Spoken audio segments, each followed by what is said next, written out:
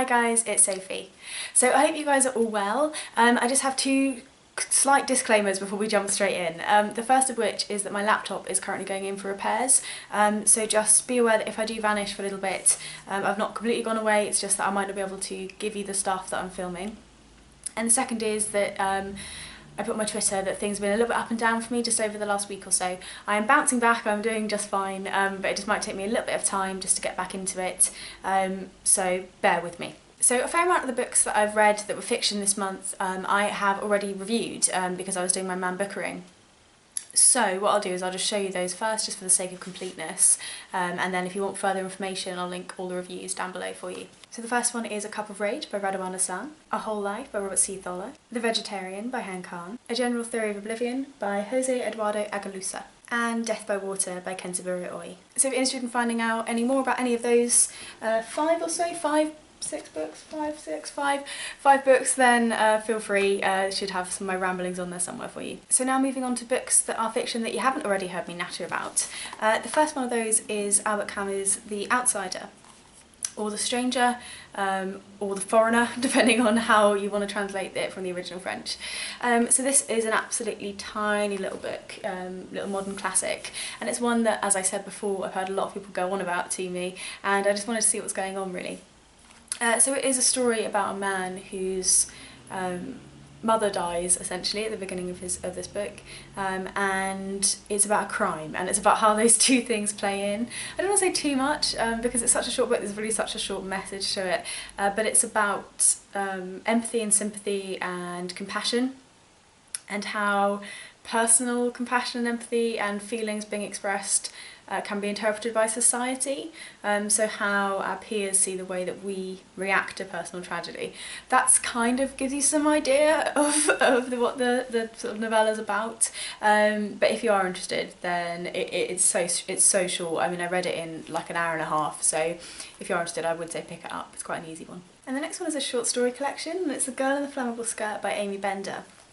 So I've not read Aimee before, and a few people when I hauled this were quite excited to see what I thought and sort of wanted to know what was going on.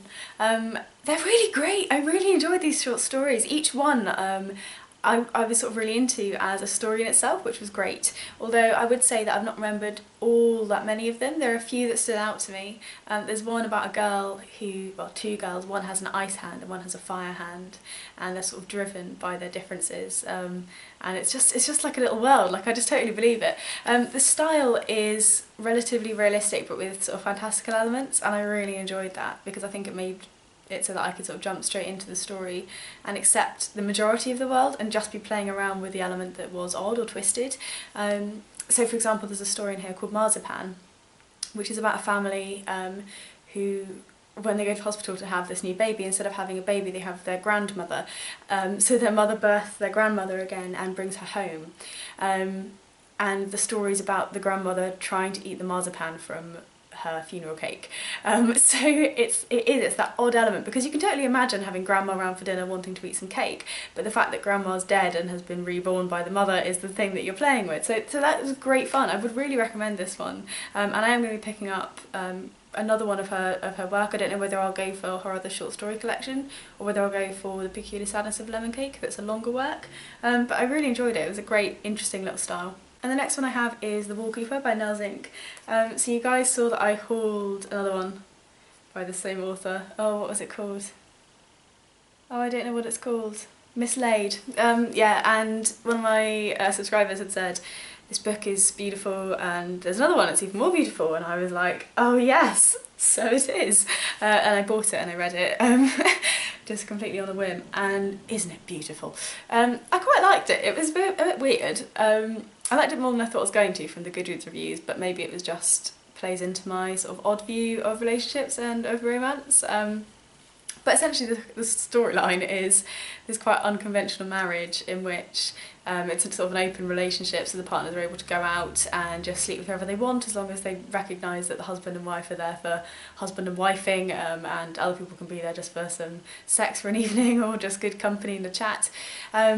And it's about their relationship, and the Wallcreeper is this bird that comes into their life, and they essentially run over the bird and take it home to try and look after it and become quite attached to this little wild bird. that they have.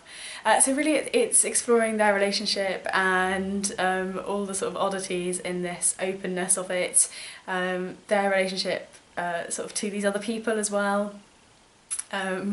So like there's this one guy who the woman starts sleeping with, he's like swearing he's Italian, and as it goes on it turns out he's Syrian, and it's like her trying to like dig out like, who are you, like what's going on, why won't you tell me you're Syrian? And it's just like funny little asides like that. It's got like weird like eco-terrorism in there as well, like they sort of start destroying pieces of the environment. It's a funny book. I feel like I'm just rambling.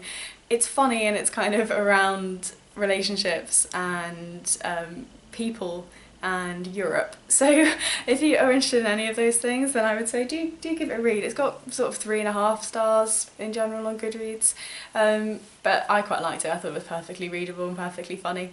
Not going to blow your socks off, but I think it's good. And then the next one I picked up at the same time as the Wallcreeper, just because I was just fancied buying a few little things and reading them, and it's the Grownup by Gillian Flynn.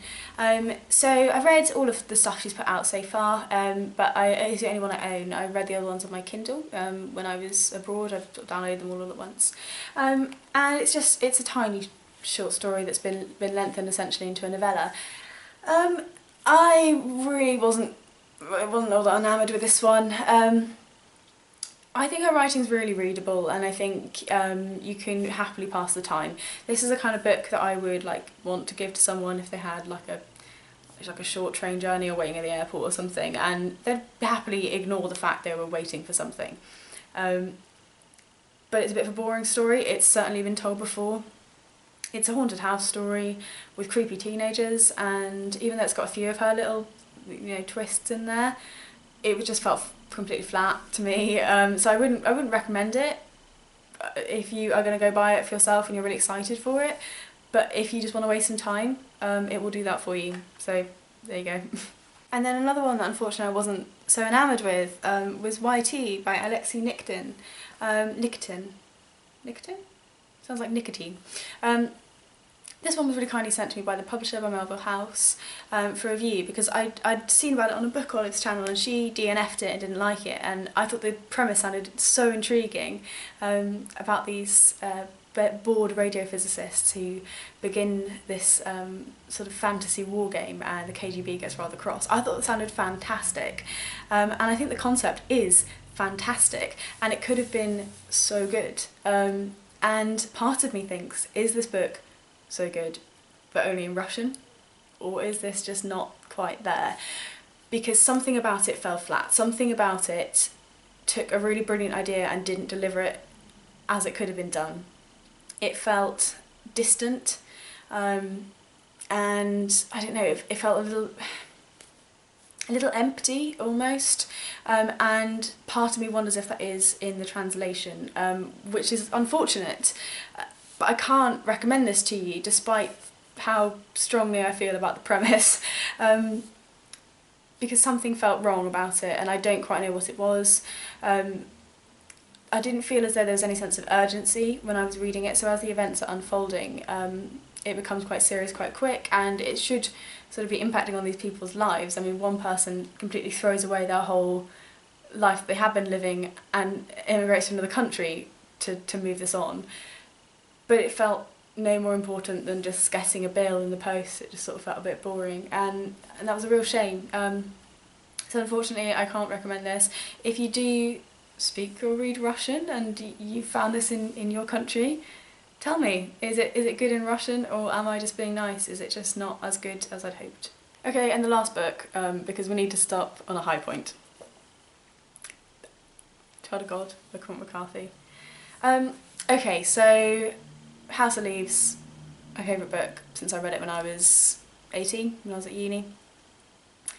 And I started reading this and just thought, this is really good, really enjoying this, and sort of underlining things, and I got to about here and I went to my brother and I said, James, if this book keeps being as good as it is, this is going to be my next favourite book.